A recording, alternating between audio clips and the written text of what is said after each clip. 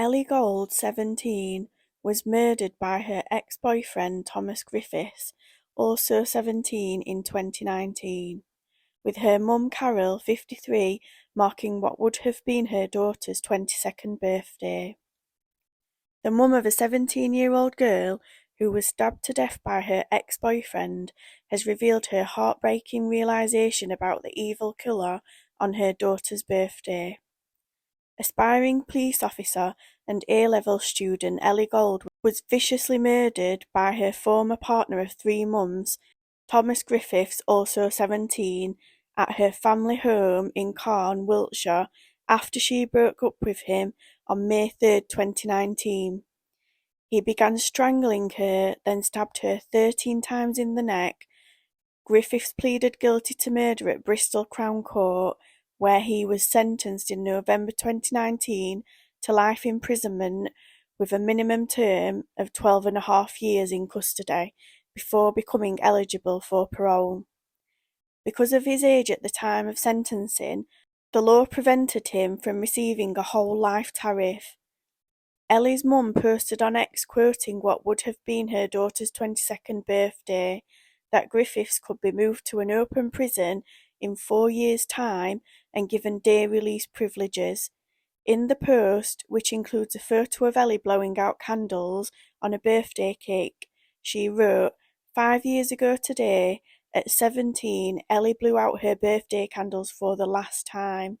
The monster who violently took her life could be in an open prison in 4 years' time on day release, celebrating his birthday with his family. How is that justice? Ever since Griffith's conviction, Ellie's parents have been tirelessly campaigning for a review of the justice system, both for young offenders and also for murders carried out in the home. Carol said, "I was devastated when he was sentenced, but we had been pre-warned. Then he was sentenced to 12 years, but the judge talked about the aggravating factors and added another 5 years, taking the total to 17 years.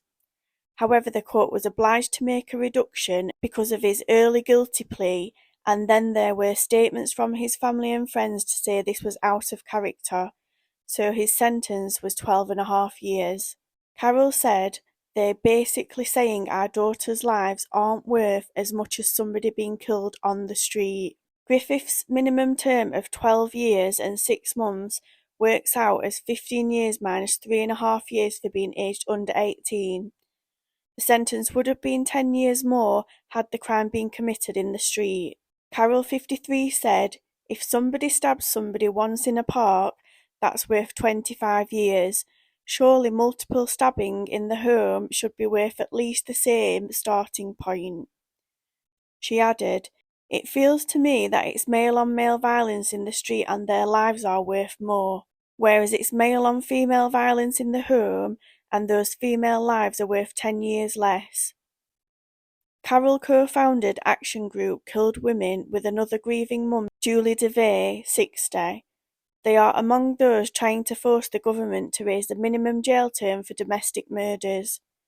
Julie's daughter Poppy DeVay Waterhouse was 24 when she was stabbed dozens of times by her ex Joe Atkinson.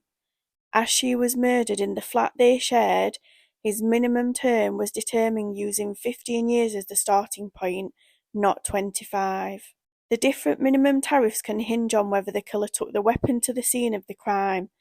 The perpetrator will have done so in most attacks that aren't in homes, which is why those murders meet the criteria for a 25-year minimum tariff. With domestic violence, the killers often use a weapon that was already in the property. That means their minimum tariff will be 15 years, plus any extra time for aggravating factors. Julie and Carol want a 25-year minimum for any murder with a weapon, except guns, which already has a term of at least 30 years.